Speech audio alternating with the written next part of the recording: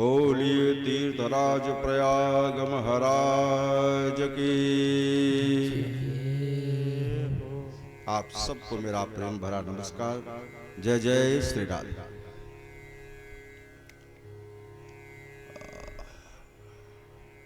बड़ी दिव्य चर्चा हम लोग श्रवण कर रहे हैं पंडित जी से, और कृष्ण की लीलाओं को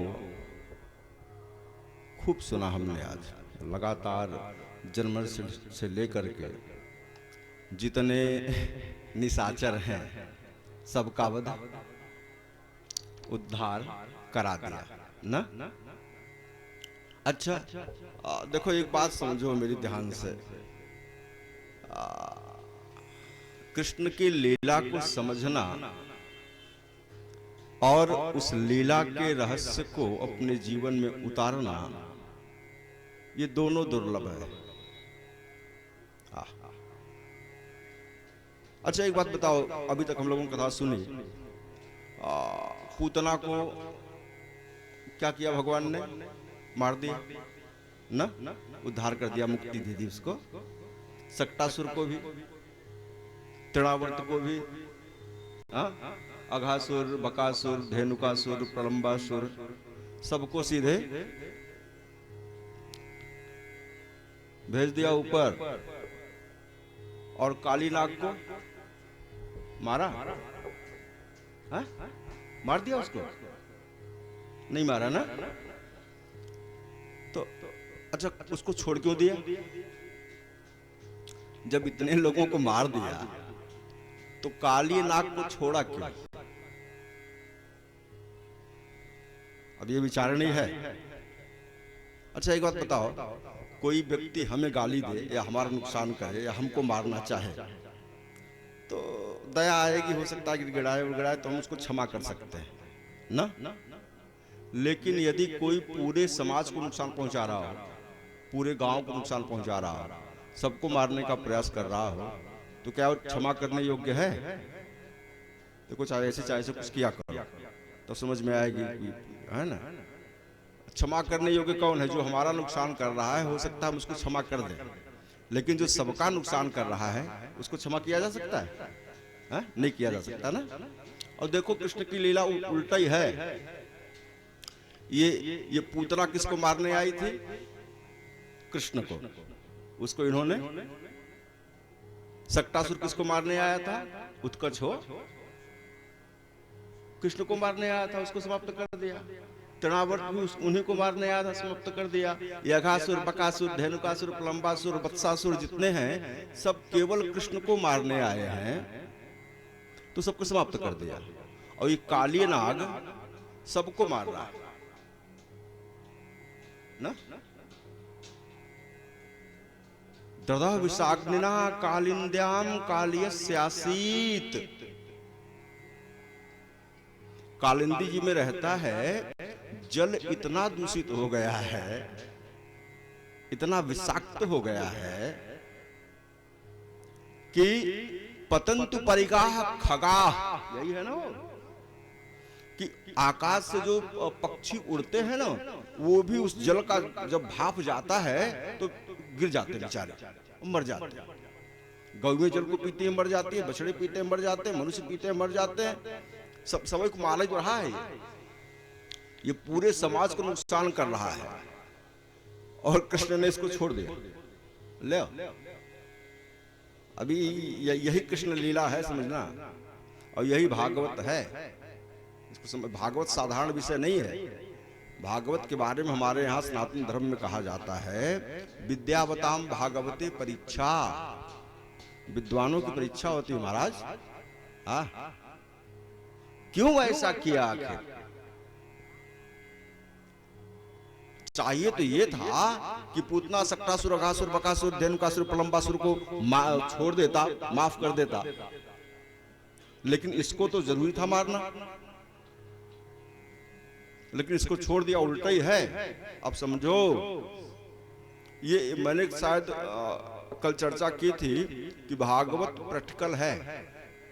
ये थ्योरी है, ये है, कोई बात नहीं, इतिहास तो है ही, लेकिन मुख्य रूप से ये प्रैक्टिकल है। इसको सुनो, इसको समझो, इसको जीवन में उतारो, तब जाके आनंद आएगा जीवन का।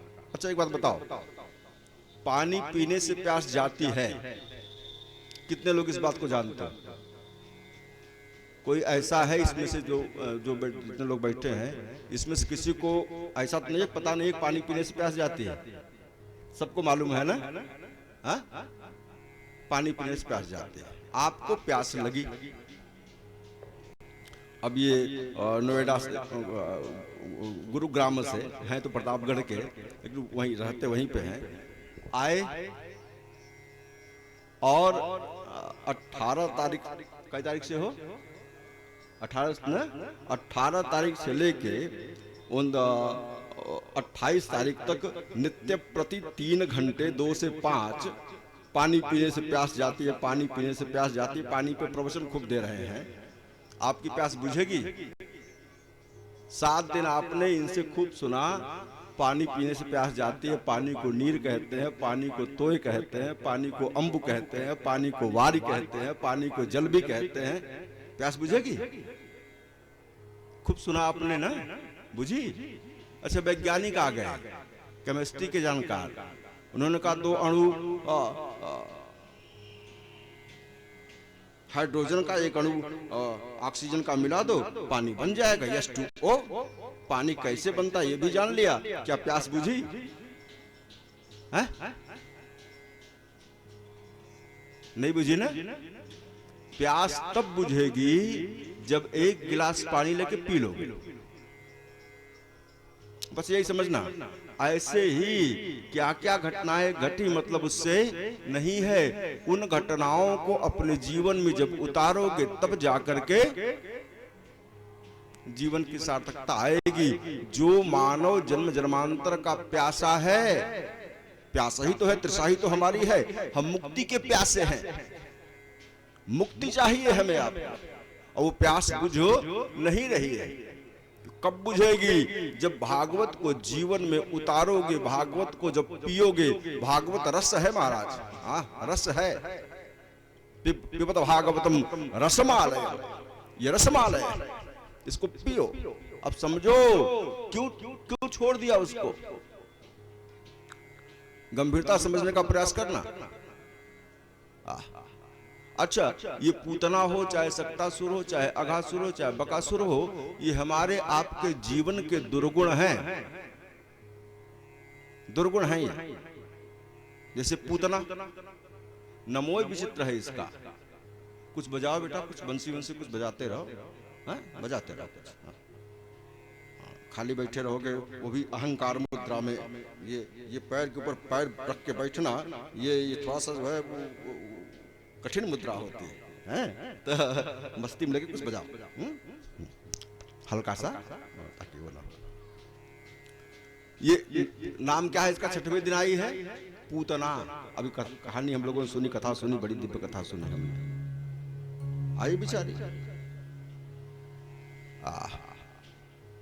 कृष्ण को मारने के लिए आई। कैसे मारती है? बच्चों को स्तन में विष लगा रखा है और वही विष को पिलाती है। अच्छा एक आश्चर्य की बात और बताऊं, वो 3 साल तक के बच्चों को मारती है। कितने साल के? अगर बच्चा 4 साल का हो गया है तब नहीं, 3 साल तक जब तक बच्चा है उनको मारती है। अब समझो इसका नाम क्या है? पूतना। जो बच्चों को न रहने दे, जो पुत्र को न रहने दे, वो है पूतना। एक अर्थ इसका। दूसरा अर्थ, पूत मतलब पवित्र और ना मतलब नहीं, जो पवित्र न हो। मतलब अज्ञान, हमारे आपके जीवन का अज्ञान है पूतना। और ये करती क्या है? अज्ञान करता क्या है? हमारे अंदर विषय वासना लेके आता है, विष लेके आता है, जहर लेके आता है, और इसी से प्रत्येक मानव पतन के गर्त में जा रहा है। वासना ही मूल है, विषय ही मूल है। हम भले माला लेके जप रहे हैं, लेकिन तो माला लेके जप रहे हैं तो क्या जप रहे हैं पता है? किसने जप रहे हैं? माल आ, माल आ, नमो ही माला है ना, ले भगवान की प्राप्ति के लिए कोई जप वप, या तो संकट है तो संकट दूर हो जाए इसलिए जप रहा है, या फिर आए।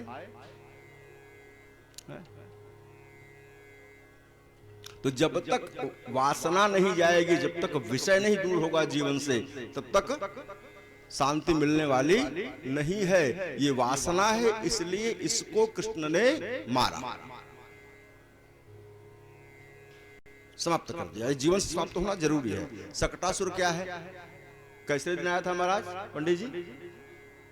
108वें दिन सकटासुर। ये हमारे आपके जीवन का मोह है, मोह। और हम मोह के कारण भगवान को भुला देते, भूल जाते हैं। अब समझो, जब मोह सताने लगे तो मोह से बचने के लिए क्या करो? 108 दाने की माला लो, जप शुरू करो, तो मोह दूर होगा। मोह भी जीवन से दूर होना बहुत जरूरी है। जब तक मोह रहेगा तब तक मुक्ति मिलने वाली नहीं। एक बात याद रख लेना, जो मनुष्य शरीर मिला है ना, ये मुक्ति के लिए मिला है, ये संसार के भोगों के लिए ना। तो छोटी चीज है संसार का भोग। जो भी कमा के रखोगे या जो भी कमाओगे, उसमें से एक छदाम भी ले जा पाओगे? खूब शौक है गहना बनवाने का, पहनने का, बनवाते हो 2, 4, 10, 20 लाख रुपए का, 50 लाख रुपए का। अच्छा, जाते समय नाक की किलियों रह जाती है क्या? वो भी बहुएं निकाल लेती है। कुछ नहीं जाने वाला, सब यही। तब इस संसार में यदि मति को लगाओगे तो पतन के गर्त में जाओगे। संसार के करतार में यदि मति को लगाओगे तो मुक्ति पा जाओगे। और मोह के कारण ही हम मन संसार में लगाते हैं। देखो, मोह दूर होने का मात्र एक उपाय है, हरि नाम, भगवान का नाम। ये भी दूर होना जरूरी है। अच्छा, ये तृणावर्त क्या है? तृणावर्त अभी कथा सुनाई थी ना, तृणावर्त। जीवानाम तृणवत आवर्यत यह स तृणावर्तः, जो तिनके के समान सबको घेर के रखा हुआ है। तिनके का मतलब रज हो, धूल। धूल को शुद्ध भाषा में रज कहते हैं। ये रजोगुण हमारे आपके जीवन का प्रदर्शन। प्रदर्शन कठिन शब्द हो गया क्या? दिखावा हो, दिखावा। और बड़े बड़ों को उखाड़ ले जाता है महाराज। चक्रवात जब आता है, बवंडर हो, अलग अलग जगहों पे अलग अलग भाषा उसकी है। कहीं तूफान कहते हैं, कहीं चक्रवात कहते हैं, कहीं बवंडर कहते हैं। तो विशाल से विशाल बरगद के पेड़ को भी उखाड़ करके 50 किलोमीटर दूर फेंकने का सामर्थ्य रखता है, नष्ट कर देता है।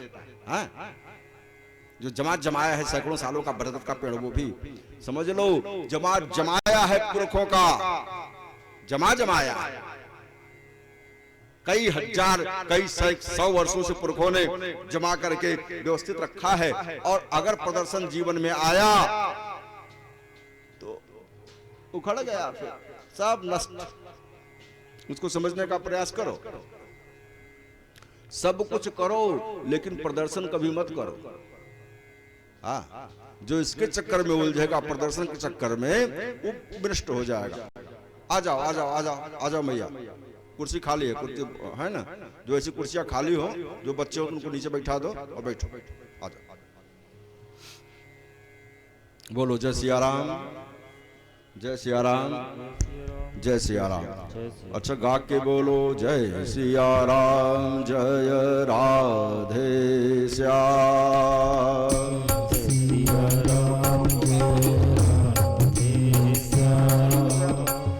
जय सिया राम, जय राधे श्याम। जय सिया राम,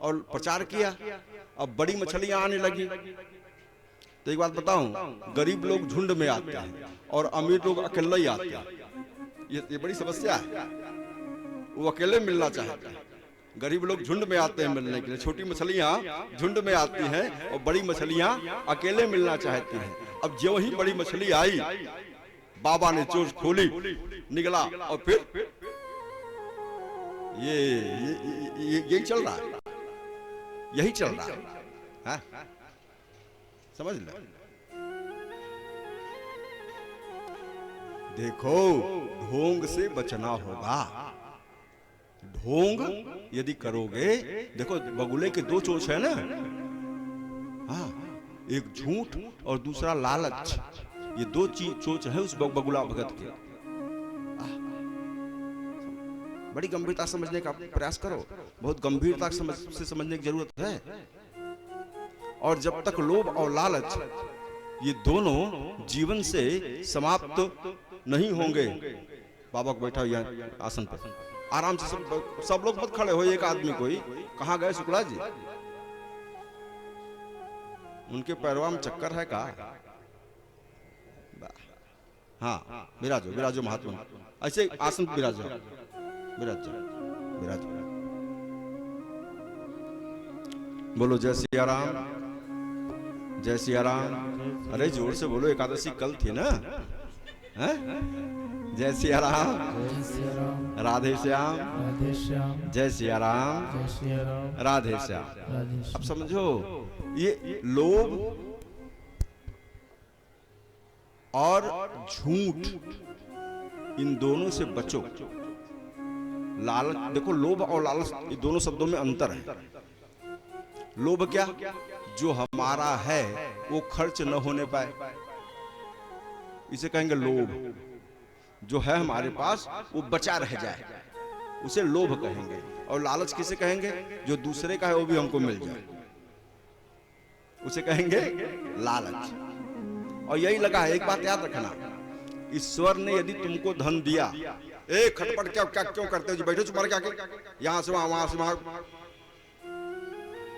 ये मैनर है कोई? नहीं, इनको कह रहे पंडित जी को, चलो बैठो यही सामने से, जो है पीछे से खोल के चले आओ। जिसको देखो वही अंग्रेजी में कहते हैं एक्सक्यूज, वही सब देते हैं।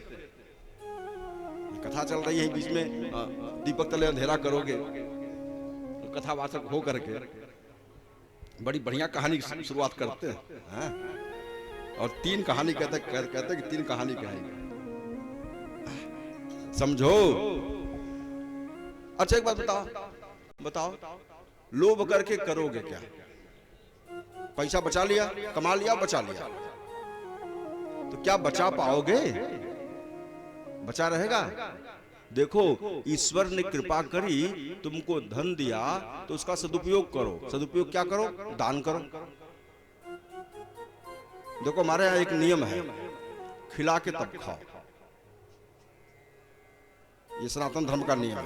न हो पाए कोई बात नहीं, साथ में खाओ। अच्छा, उत्तम तो यह है कि सबको खिला के तब खाओ। मध्यम यह है कि साथ में अपने भी खाओ, दूसरों को भी खिलाओ। और निम्न यह है कि अपने खाने के बाद खिलाओ, फिर भी ठीक है। अपने खाओ, जो बचा वो खिलाओ। अच्छा, इन तीनों में से हम कुछ भी नहीं कर पाते। न खाओ न खिलाओ, ये क्या है? अधम है ना? अब हम किस श्रेणी में, खुद ही समझो। हाँ, हमें कहने की जरूरत नहीं है, आप स्वयं समझो हम किस श्रेणी में। न अपने ऊपर खर्च करते हैं और न समाज के ऊपर खर्च करते हैं। अच्छा एक बात और समझो, ईश्वर ने कृपा करके धनवान बनाया, धन दिया, तो वैसे नियम तो ये है कि पूरे धन का 5 भाग करो।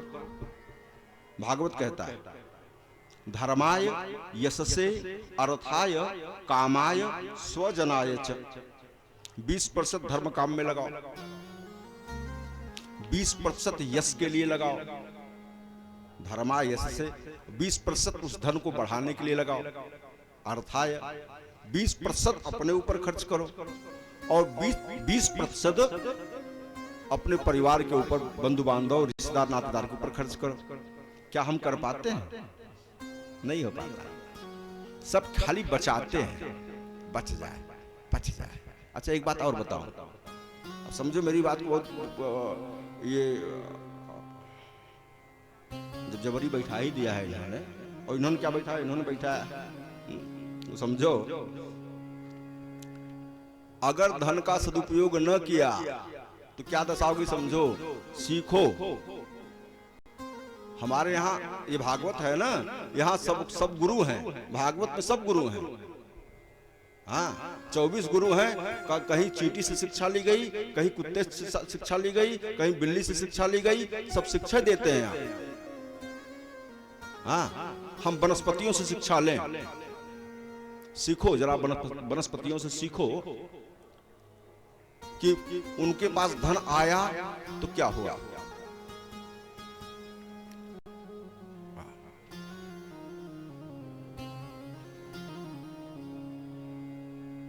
जैसे देखो धन आए तो उसको समाज को दो। धन तुम्हारे पास बढ़ रहा है तो उसे समाज को दो, समाज में खर्च करो। उससे तुम्हारा धन घटेगा नहीं, उससे तुम्हारा धन बढ़ेगा और यश भी बढ़ेगा। ध्यान समझना मेरी बात को। जैसे उदाहरण के रूप में हम लें ट्री ऑफ मैंगो, आम का पेड़। अब आम के पेड़ का धन क्या है? वृक्षों का धन क्या है? का फल। अब विचार करो, वो आया उसके अंदर, पहली बार आम में फल आया तो कितना आया? 2 4 10 ठो। क्या उसने वो खुद खाया? देखो बाटनी कहती है कि जो फल लगता है ना, उस फल में से कुछ रस पेड़ अपने तने तक, अपनी जड़ तक पहुंचाता है। ऐसा नहीं है, जितना लेना था उसने ले लिया और बाकी क्या किया? समाज के लिए छोड़ दिया। ले जाओ, सब लोग उपयोग करो। पूरा धन समाज के लिए दिया तो हुआ क्या? अगली बार उसका धन घटा कि बढ़ा? हाँ? बढ़ा। अगली बार उसका धन बढ़ा और बढ़ा। बैठ जा बेटा, वो छोटे बच्चे को बगल करके बैठ जा। नौजवान हो, हाँ, बैठ जा बैठ जा बैठ जा, खड़े मत रहो। बोलो जय सिया राम, जय सिया राम, जय सिया राम, जय सिया राम, जय सिया राम। अच्छा, अब अगली साल 100-200 लगा, धन बढ़ रहा है और समाज में उसकी प्रतिष्ठा बढ़ रही है, उसकी पूजा हम करते हैं ना। अच्छा चलो उसी सीखो। अगर ईश्वर ने तुम्हारे पास धन दिया तो उसको खुला रखो, समाज के लिए रखो, तुम्हारा धन बढ़ेगा और तुम्हारा यश बढ़ेगा। अच्छा, कुछ वनस्पतियां और हैं जो अपने धन को जमीन के अंदर छिपा के रखती, कोई देखने न पाए, कोई जानने नहीं पाए, नहीं मांगेगा, देना पड़ेगा। बैंक के पासबुक तक जमा है। कोई कहे तो हमने लगे कहाँ है महाराज, हम तो वैसे ही परेशान हैं। समझो, जमीन में गाड़ के रखा अपना धन, अपना कौन? आलू, गाजर, मूली, प्याज, पूरा धन कहाँ? जमीन के अंदर। कोई जानने न पाए, नहीं ले लेगा, कोई जानने न पाए, नहीं मांगेगा, देना पड़ेगा। करते क्या है उसको? ऐसा उखाड़ा जाता है, ऐसा उखाड़ा जाता है, तू पनपने नहीं पाता बेचारा, दोबारा वो पनपता तक नहीं। समझ लेना, ये प्रकृति है, ये शिक्षा मिलती है। अगर आपको धन मिला तो उस धन का सदुपयोग करो, समाज को दो। न दोगे तो ऐसे उखाड़ लिए जाओगे कि पनपने नहीं पाओगे।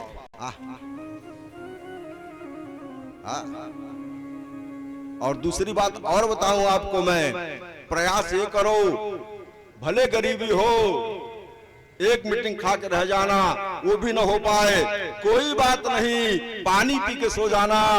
लेकिन मेरे बंधुओं देवियों, ये पूरा प्रयास करना कि अन्याय का धन तुम्हारे घर में ना आने पाए। अगर अन्याय का धन आएगा, अत्याचार, अनाचार, दुराचार, पापाचार, भ्रष्टाचार का रुपया तुम्हारे पास यदि आएगा तो परिवार का विनाश कर देगा, इसमें संदेह नहीं। सूत्र कहता है हमारे यहाँ, अन्यायो पायोर्जितम वित्तम 10 वर्षाणि तिष्ठति प्राप्तयतु एकादशे वर्षे समूले भी विनश्यति। 11वां वर्ष लगेगा तो समूल नष्ट कर देगा, समूल नष्ट हो जाएगा। तो मेरी बात को समझो, प्रदर्शन नहीं, दिखावा नहीं है ना, और ढोंग नहीं, दूसरे के धन को लेने की चाहत ना आने पाए जीवन में। लोभ, लालच और झूठ से बचो। झूठ जीवन में ना आए, लोभ जीवन में ना आए, लालच जीवन में ना आए, यह अनिवार्य है, सुखी होने का उपाय है। अच्छा चलो, उसको समाप्त कर दिया। ढोंग भी जीवन से समाप्त होना जरूरी है। इसके बाद धेनुकासुर को मारा। अब समझो, धेनुका, मैं एक बात बताऊं आपको, संसार का पहला क्रांतिकारी है कृष्ण, पहला क्रांतिकारी है। क्रांति मुंह से नहीं होती, क्रांति करके होती है। एक बात और बताऊं आपको, तीन चीजें ऐसी हैं जहां अपना अधिकार जमाना नहीं चाहिए, जल पे, फल पे और स्थल पे। इस सबके लिए स्थल को कभी स्थल, भाई तुम्हारी जो बाप दादाओं की जमीन है या जो तुमने खरीदा है वो ठीक है तुम्हारा, कितने दिन के लिए, 20-25 साल के लिए, 40 साल के लिए। उसके बाद फिर वो तुम्हारे बेटे का होगा, फिर उसका होगा, उसका होगा, उसका होगा, वो बदलता रहेगा। लेकिन वो जो रास्ता है उसको कभी मत रुदो भाई, उस पर अनाधिकार, अगर अधिकार जमाओगे तो अत्याचारी कहलाओगे। जल, फल, पेड़ में जब तक है तब तक तुम्हारा है, जिसका पेड़ है उसका है, और अगर नीचे गिर गया अपने से तो फिर वो तुम्हारा नहीं है, जिसके हाथ में लगा उसका हो गया। ये शास्त्रीय नियम है, अगर उसको रोकोगे तब भी दोष है। और जल तो वैसे नहीं रोकना चाहिए। और उस काल में 3 ऐसे खल थे जिन्होंने, एक ने जल के ऊपर अतिक्रमण किया, एक ने फल के ऊपर अतिक्रमण किया, एक ने स्थल के ऊपर अतिक्रमण किया। अतिक्रमण का मतलब समझते हो ना, अनावश्यक रूप से, अब उसको क्या हिंदी किया जाए, कब्जा, हाँ कब्जा, हाँ कब्जा किया। अब धेनुकासुर है, भागवतकार कहते हैं गर्दभ समान तस्य मुखम, गदहे के समान उसका मुंह, उसका इतना भाग गदहे का है और बाकी मनुष्य का है। इसके बगीचे में सुंदर सुंदर फल लगते हैं, लेकिन उस फल को यदि कोई खाना चाहता है तो उसको मार डालता है। ले? अच्छा एक बात और आपको बताऊं, शायद आप लोग जानते होंगे कि 2 पशु ऐसे हैं जो फल नहीं खाते, ओरिजिनल वैरायटी, क्रॉस वैरायटी नहीं। एक कुत्ता और दूसरा गधा। ये फल नहीं खाते, इनके सामने फल दे दो तो नहीं खाएंगे। अच्छा, बगीचे में फल लगा हुआ है, खुद भी नहीं खा रहा है, मुंह गधे का ना है, खुद भी नहीं खा रहा है, और दूसरों को भी खाने नहीं दे रहा है, जो खा रहा है उसको मार रहा है। समझ लो, अपना न खाओ, दूसरों को न खाने दो तो क्या हो, बोलो, गधा।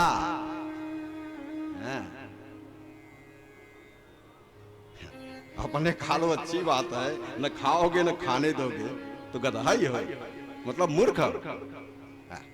बचा क्या करोगे जी, धन बढ़ जाए। देखो अभी कल समुद्र मंथन की कथा सुनी थी ना, सब लोगों ने सुना था ना पंडित जी। अच्छा, समुद्र मंथन की कथा अगर ध्यान सुनी होगी तो एक सुना होगा कि लक्ष्मी जी आई, लक्ष्मी जी के बाद कौन आया, लक्ष्मी जी के ठीक बाद आई वारुणी देवी। वारुणी लक्ष्मी जी के ठीक बाद आई थी। वारुणी मतलब मदिरा, शराब, वाइन।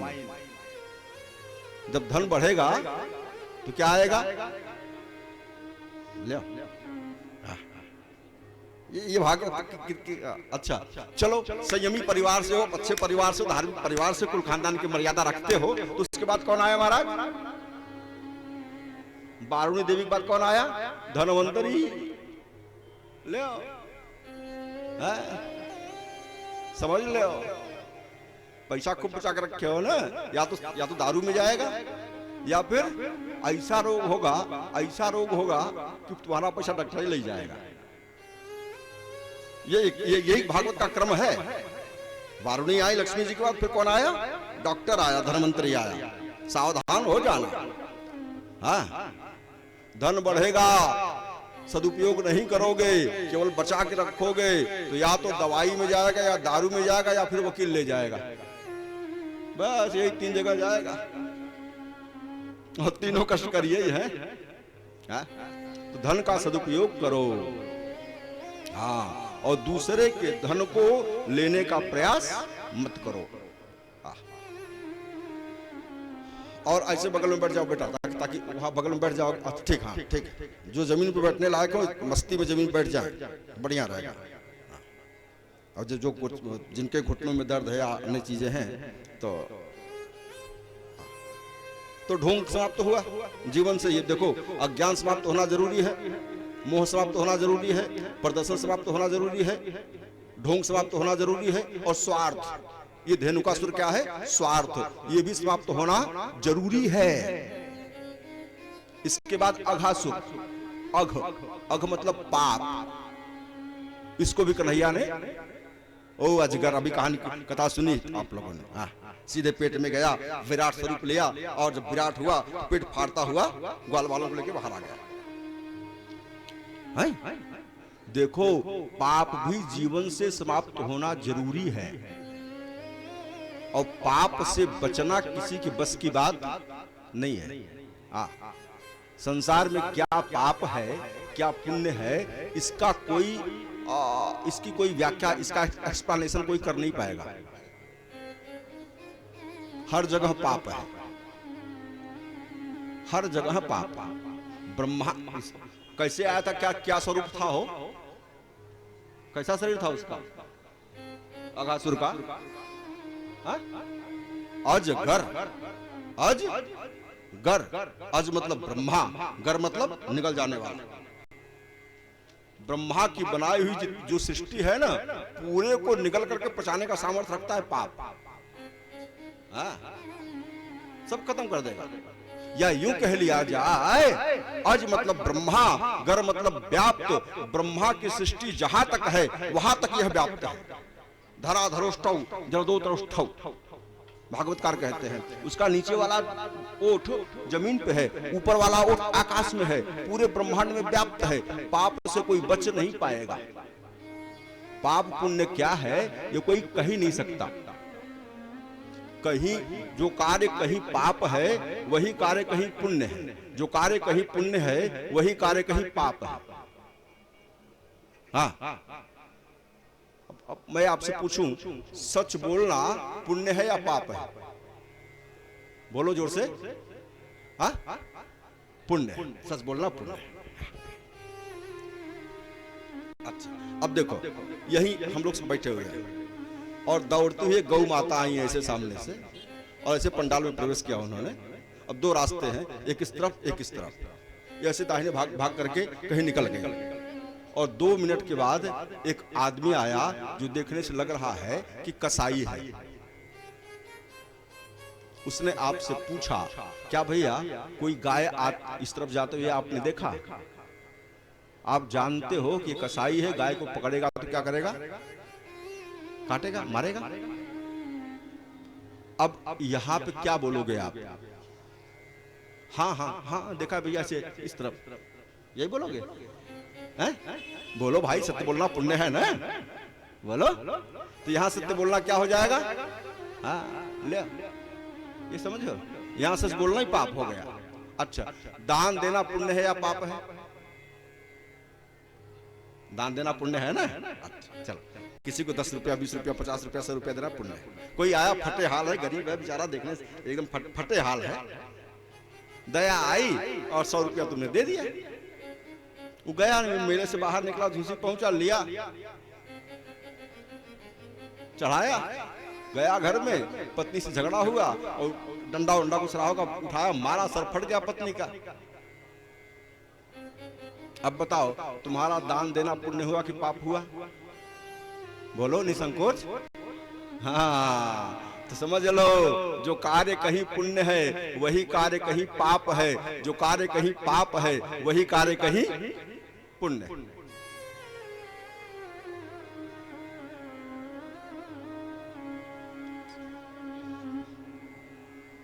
हाँ, तो अब पाप से बचोगे कैसे? पाप से बचने का केवल एक उपाय है, केवल एक उपाय। क्या? जो भी काम करो उस काम को करने से पहले इस बात को ध्यान में रखो कि भगवान तुम्हारे साथ है। ग्वाल बाल गए अघासुर के मुंह में, क्या अकेले गए? नहीं नहीं, कन्हैया को साथ में लेके गए। परमात्मा सदैव तुम्हारे साथ में है, ये तो निश्चित है, लेकिन हम जानते हुए मानते नहीं है इस बात को। इसको मानते हैं तो हम पाप से बच जाए। हे परमात्मा, हे कन्हैया, हे माधव, हे मुरारे, तू ही पाप से बचा पाएगा, अघासुर से तू ही बचा पाएगा।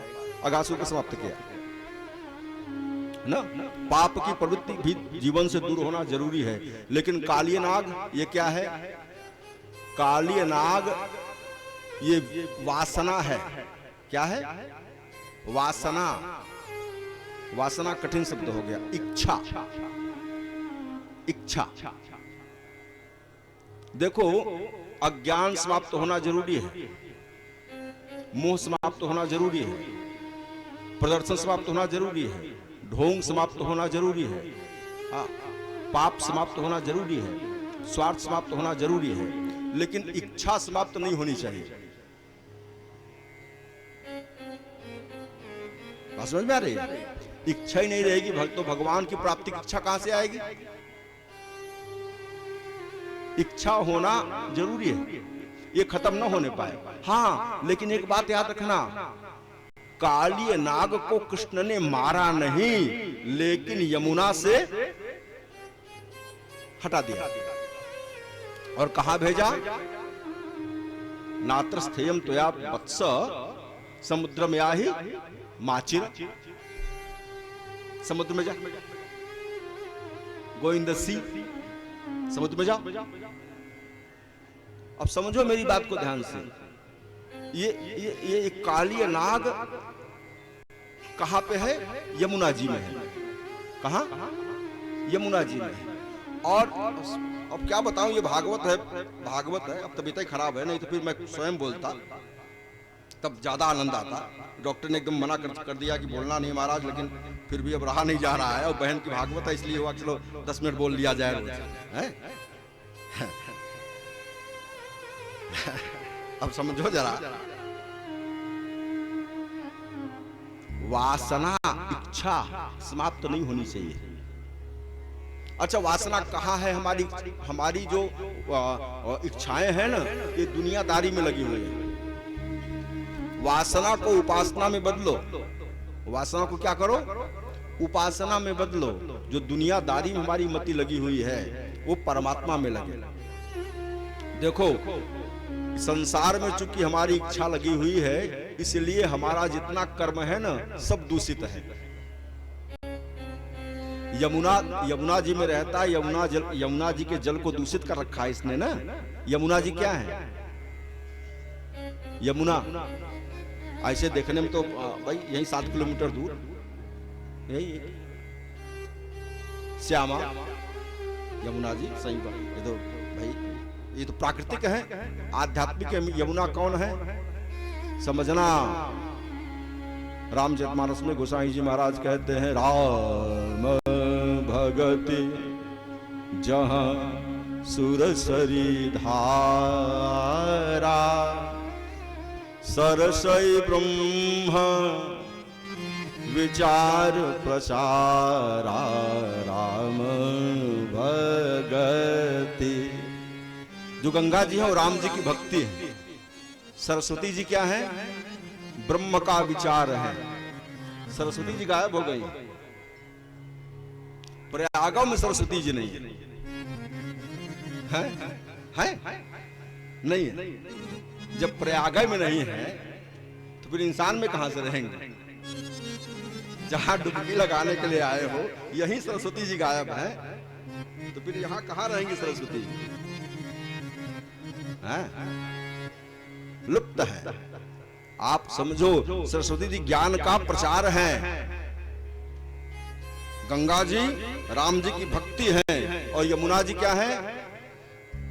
राम भगति जहाँ सुर सरी धारा, सरसई ब्रह्म विचार प्रसारा, विधि निषेधमय कलिमल हरणी विधि। बोलो शरणानंद।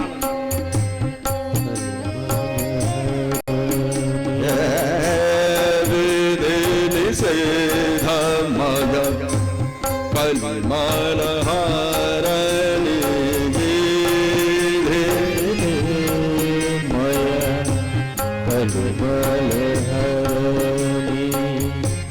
करम कथा, करम कथा, करम कथा रविनंदिनी मरणी करम।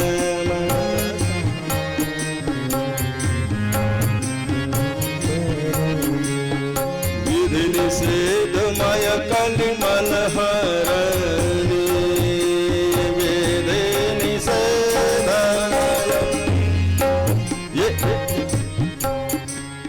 विधि निषेधमय कलिमल हरणी।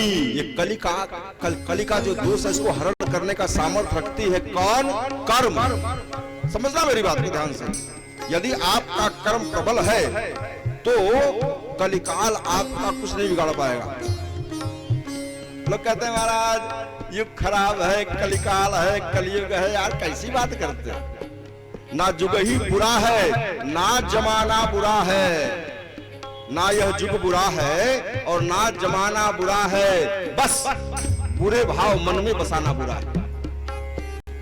और एक बात और बताऊं आपको मैं, एक बात और बताऊं, ये कलिकाल की क्या मजाल है कि आपका बाल बांका कर पाए? मजाल है इसकी? कलिकाल कुछ कर पाएगा आपका? He has no capacity, उसके पास कोई सामर्थ्य नहीं। काल धर्म व्यापी नहीं ताहि काल। पंक्ति सुनो महाराज की, टिमटिम घोष गोसाई जी महाराज का है। ये काल का धर्म उसका बाल बांका नहीं कर पाएगा। किसका? काल धर्म व्यापी नहीं ताहि रघुपति चरण प्रीति उर जाहि। रघुपति चरण, जिसके हृदय में भगवान के चरण के प्रति प्रेम है, कलिकाल उसका बाल बांका भी नहीं कर सकता। अब समझो, ये कर्म है, कर्म। ये यमुना जी क्या है? कर्म है। और सच बताना, क्या हमारा कर्म पवित्र है? खुद अपने मन में विचार करो, मुझे कहने की जरूरत नहीं है। खुद विचार करके निसंकोच ईमानदारी से चाहे ऐसे गर्दन हिलाओ। क्या हमारा कर्म पवित्र है? बोलो सेठ, है? नहीं ना है? हाँ। क्यों? क्योंकि विषय वासना ने इसे घेर रखा है। छदाम चाहिए, छदाम, बस यही चाहिए। तो ईमानदारी से तो आएगा नहीं, करना ही पड़ेगा, कर्म दूषित होगा। सावधान, एकदम सावधान। जीवन की सार्थकता तब आएगी जब हमारी वासना उपासना में बदलेगी। वासना को दूर नहीं करना, इच्छा को दूर नहीं करना। काली नाग को मारा नहीं भगवान ने, कहां भेजा? हाँ, समुद्र में, समुद्र में, समुद्र में या ही माचिरा। समुद्र में कौन रहता है? बोलो। समुद्र में भगवान विष्णु रहते हैं। क्षीरद शाही न है। समुद्र में या ही माचिर, अरे मेरी वासना जो तू संसार में लग करके यमुना रूपी हमारे कर्म को दूषित कर रही है, तू यहां से हट और जा करके परमात्मा के चरणों में सट। बस काली नाग को न मारने का यही एक उद्देश्य है, यही शिक्षा देने के लिए। ये अच्छा, ये वासना उपासना में बदलेगी कैसे? कैसे बदलेगी? वासना उपासना में कैसे बदलेगी? कुछ मत करो, कुछ मत करो, केवल अपना विचार बदल दो। मुझे कहने में संकोच नहीं है कि मैं कुछ भी कहूंगा,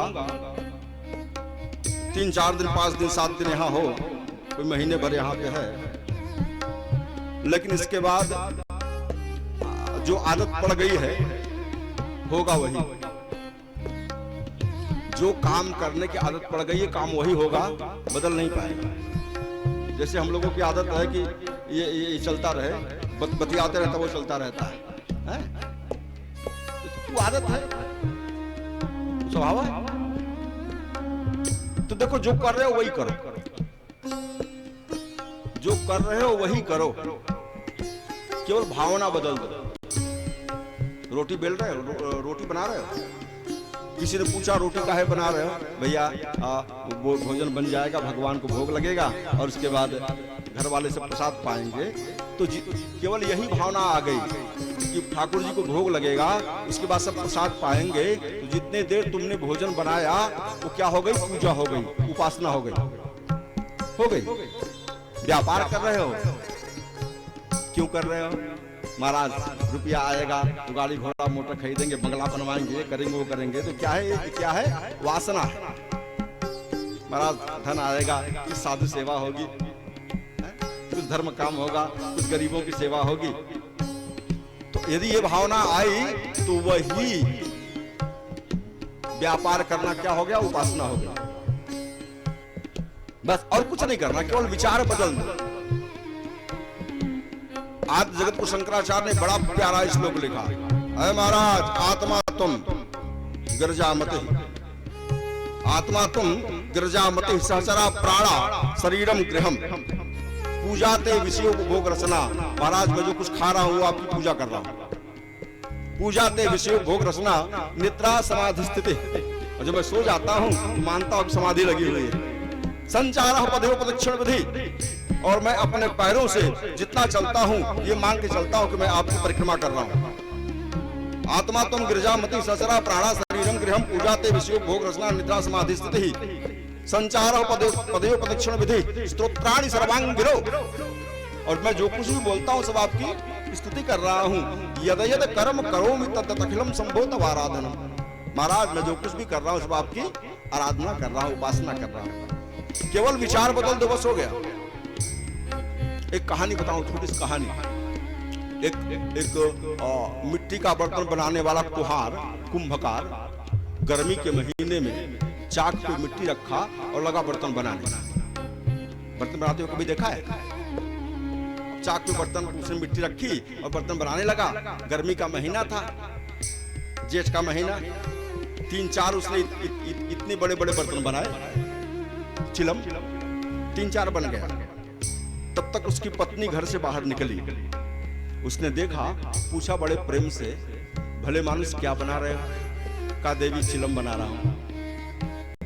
पक जाएगा, सूख जाएगा, पकाएंगे इसको और ले चलेंगे बाजार में, बेचेंगे, 100 200 400 500 1000 रुपए मिलेंगे, परिवार का खर्चा चलेगा। तो पत्नी ने कहा, भले मानुष, अच्छा तो ये होता कि गर्मी का महीना है, चिलम की जगह सुराही बनाते, मटका बनाते तो ज्यादा बिकता। ज्यादा बिकता है। बात उसकी समझ में आ गई, लगा चिलम छोड़ करके मटका बना लेना। मिट्टी वही है, उसी मिट्टी से चिलम बना रहा था, अब उसी मिट्टी से क्या किया, मटका बनाने लगा। मिट्टी से रहा न गया, उसने कुंभकार से कुम्हार से पूछा, भैया ये क्या हुआ है, क्या एकाएक तुमको चिलम बना रहे थे अब मटका बनाने लगे? कुम्हार ने कहा विचार बदल गया, विचार बदल गया। मिट्टी ने फिर कहा भैया तुम्हारा तो केवल विचार बदला, और तुम्हारा विचार बदलने से मेरा तो संस्कार बदल गया। चिलम बना रहे थे, खुद भी जलती, दूसरों को भी जलाती, अब मिट्टी का तुम अब घड़ा बना रहे हो, खुद भी शीतल रहूंगी, दूसरों को भी शीतलता प्रदान करूंगी। ये केवल विचार बदल दो, संस्कार बदल जाएगा, और जब विचार बदलेगा, संस्कार बदलेगा, तो वासना उपासना में परिवर्तित हो जाएगी। यही है आज की कथा का मूल रहस्य। इसीलिए कृष्ण ने काली नाग को नहीं मारा, बस इसीलिए नहीं मारा, काली नाग को छोड़ दिया। आओ 2 बार कीर्तन करो, उसके बाद आरती, प्रसाद, चाय पीने के बाद तब यहाँ से जो शिविर वाले हैं तो शिविर में, बाकी जो प्रस्थान करने वाले प्रस्थान करेंगे। कल फिर हम लोग अपने समय बैठेंगे। पंडित जी बड़ी दिव्य कथा कर रहे हैं, बहुत क्या क्या क्रमिक कथा है, वाह वाह, खूब आनंद आ रहा है। तो 2:30 बजे बैठते हैं, तो आप लोग को और फिर हम भी